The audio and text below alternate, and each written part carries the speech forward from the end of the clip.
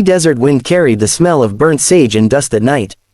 The sky above the prairie burned orange, fading into black, and the silence that followed felt older than the earth itself. He rode in from the east, a lone rancher, face carved by years of sun and solitude, searching for a place he could finally call his own. But fate has a way of leading a man into storms he never sees coming. He found her just past the old creek, collapsed beside a broken wagon, her arm bloodied, her breath shallow. When he bent down, she tried to move, but pain caught her like a knife. "Easy," he whispered, steadying her shoulders. "Don't move now." Her eyes opened, dark, frightened, but fierce. "It hurts," she moaned, voice trembling through the cold air. For a moment, he froze.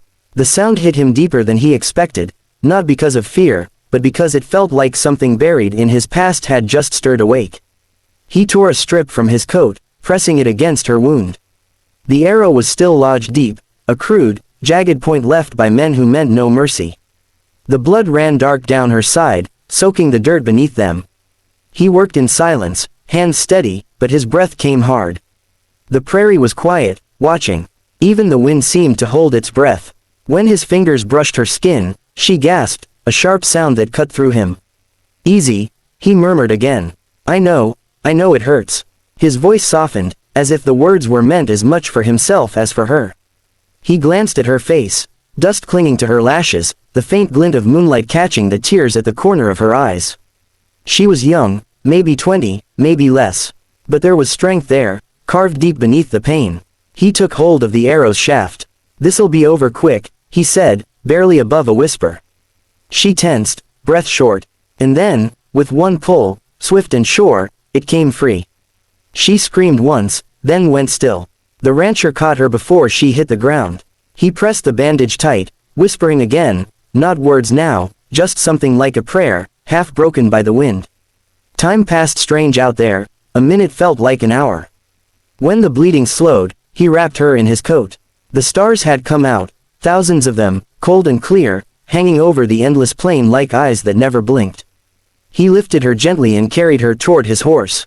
"You're safe now," he said, though he wasn't sure he believed it. The night around them was too quiet, too still, like something out there was waiting, listening. Behind him, the wind began to rise again, carrying whispers through the grass. Something about that sound made him glance back at the dark horizon. And for the first time since sundown, he wondered if he'd really found a wounded stranger, or if the prairie had just handed him the beginning of a curse. The rancher rode slow through the night, the woman resting weakly in his arms. Every few minutes, she stirred, whispering something he couldn't quite catch, words that didn't sound like English, or any language he'd ever heard before. Her voice was soft, almost musical, but there was something behind it, a tremor that carried through the air like the hum of distant thunder. He reached his small ranch house before dawn, a lonely stretch of wood and iron at the edge of the wild. He laid her gently on the bed, lit the lantern, and for the first time got a clear look at her face. There were markings on her skin, faint, like old ink beneath the surface.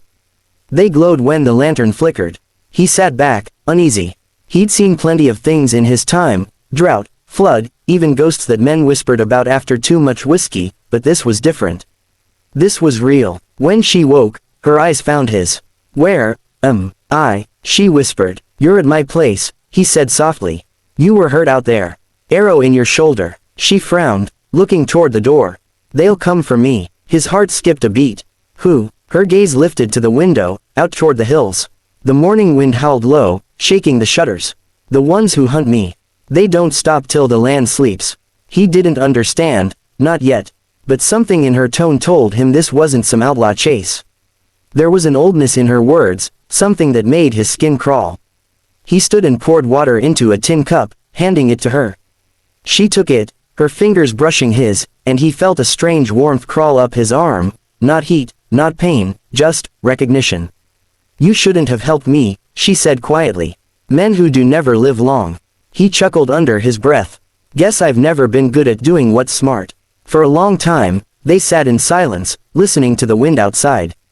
The sun had risen now, but it didn't chase away the chill. Then, a sound, faint, distant, like wood creaking. The horses in the stable cried out, restless. The rancher grabbed his rifle and stepped out onto the porch. The prairie stretched endless before him, empty, silent. But in the distance, just at the line where the sky met the grass, he saw movement. 3 shadows, tall and shifting. He blinked. They vanished. When he turned back inside, the woman was standing now, weak, but upright. "They've found me," she whispered. Her voice carried an echo, like 2 voices overlapping, one human, one something else. "What are you talking about?" he asked, but before she could answer, the ground shuddered. The lantern swayed. A low rumble rolled through the floorboards, like thunder from beneath the earth. The woman's eyes flashed with light. "You have to trust me," she said. "When night falls again, do not leave this house. No matter what you hear. Promise me." The rancher swallowed hard. He'd seen storms tear through this land, seen men break under things they couldn't name, but never had he felt fear like this. Still, he nodded. "I promise." She sank back onto the bed, clutching the blanket. "Good," she whispered, "because tonight, when the stars return, they'll come for both of us." Outside, the horizon darkened again, though it was barely midday. The air thickened, heavy and strange. The rancher felt it in his bones. The land was holding its breath again, waiting for something to wake. And deep down, he knew, whatever had happened out there by that broken wagon wasn't over. It had only begun.